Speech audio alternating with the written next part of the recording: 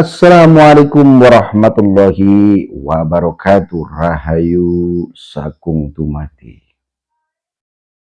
Sahabat Ridwan Kabumian dimanapun berada, para pejuang PWI, LS, dan juga para pejuang-pejuang lainnya yang memperjuangkan NKRI, yang memperjuangkan atau menjaga ulama Nusantara dimanapun berada. Saya doakan mudah-mudahan kalian selalu diberi kesehatan, dan apabila diberi sakit, Allah juga memberikan obatnya seperti itu, sehingga sakitnya tidak lama. Ya.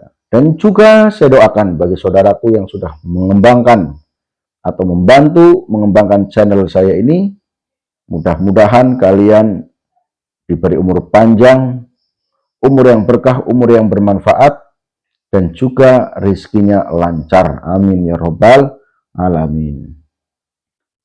Habib Rizik mengajak perang. Kemana si Kori Ompong? Kok nggak ada suaranya? Bagaimana ini menurut si Kori Ompong? Kira-kira dengan ajakan perangnya si Rizik Syihab, ya, perang tapi dengan sesama muslim, bagaimana ini untuk pendapatnya si Kori?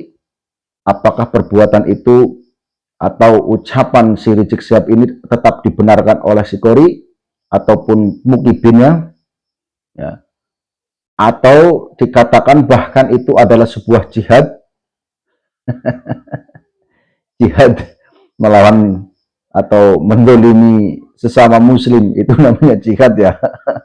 Ya, ya aneh kalau itu disebut jihad.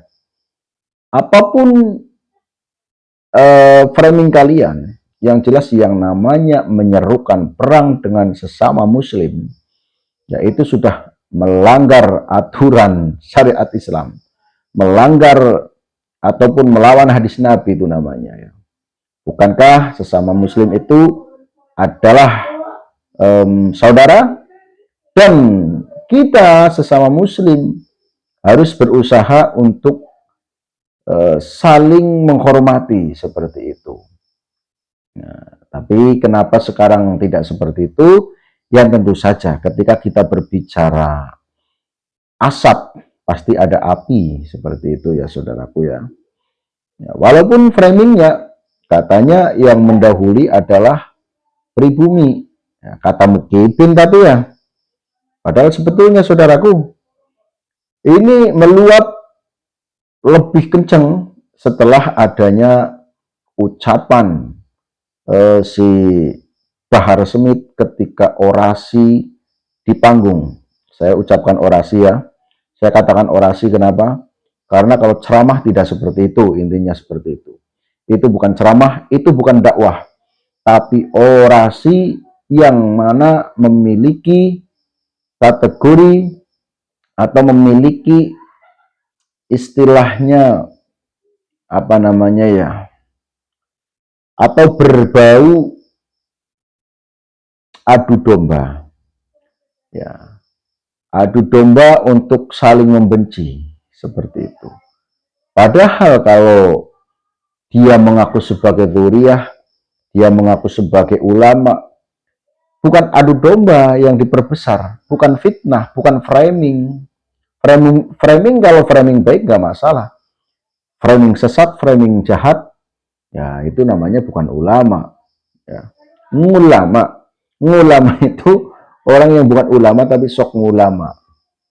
Ya, ya, jadi ini kok suaranya sepi ya si Kori Ompong, apa kira-kira?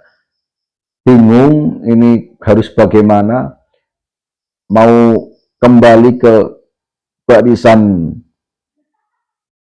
pejuang Wali Songo atau Laskar Sabilillah tapi malu, atau bagaimana ini? Kok suaranya diam-diam baik, ya. Yang jelas saudaraku, si Rizik Syihab ini yes, betul-betul berbuat zalim, ya.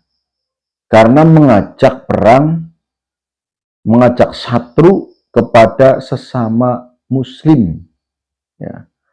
Apapun alasannya, pokoknya apa yang disampaikan Rizik Syihab tetap itu bagian dari perbuatan yang kotor, perbuatan yang tidak baik.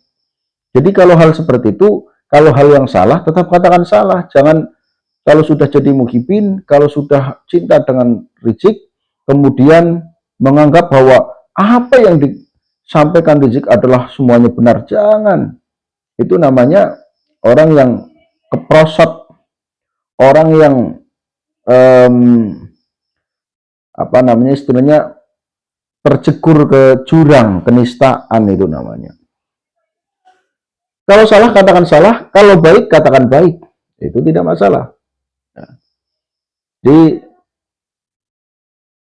misal saya gini, saya melihat atau mendengar berita tentang pejuang-pejuang Wali Songo, misalnya salah, ya tetap saya katakan salah.